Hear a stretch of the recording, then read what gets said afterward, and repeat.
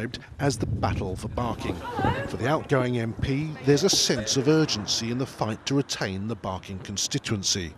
On occasions, Margaret Hodge has found herself at odds with her party, but she insists this election is about ensuring fairness for local people. They want more affordable housing, and we're going to build 3,000 new affordable homes over the next period, and I want to make sure that they are allocated to people who've been in the borough for a long time, whatever the colour of their skin. They want more places to go and things to do for young people, and they want the police on the street more of the time. He's a Conservative and I'm giving my views, and I'm saying what is hurting me, you say what is hurting you for everybody. And we've got to find a balance. The voters of Barking are not put off talking about the tough issues facing them.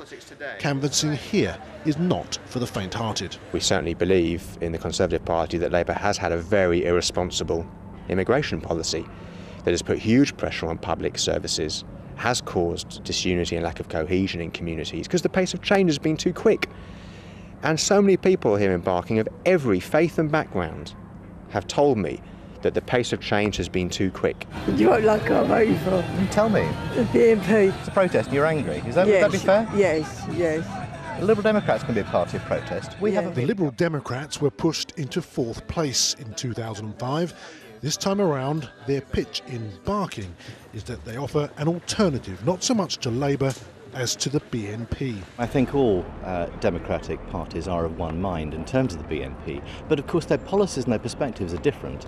And if you look at the European elections, 69% of the electorate here last year didn't vote for Labour. It is a very different set of policies that we present compared to Labour, and people are entitled to have a strong democratic choice. Canvassing with the BNP is unorthodox. Nick Griffin's security say it's because he's under constant threat.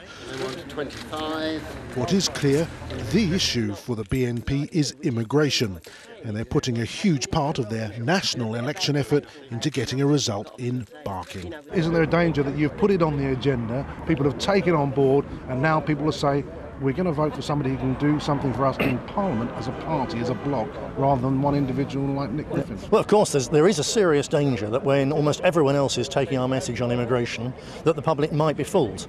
I don't think they will, because they've had years of this with all the main politicians, particularly the Conservatives, promising to deal with something in immigration at election times, then they don't do anything. There can be little doubt that Nick Griffin standing in this constituency has raised the political temperature. One issue that every candidate is being forced to deal with is that of immigration. But curiously enough, many of the voters too, irrespective of ethnicity, are also willing to confront that issue. Kurt Barling, BBC London News. And on your screen now is a full list of all the candidates standing in Barking. And you can see more on all of those on our website. Now, the plays of Shakespeare have had many makeovers over the years, but perhaps none quite so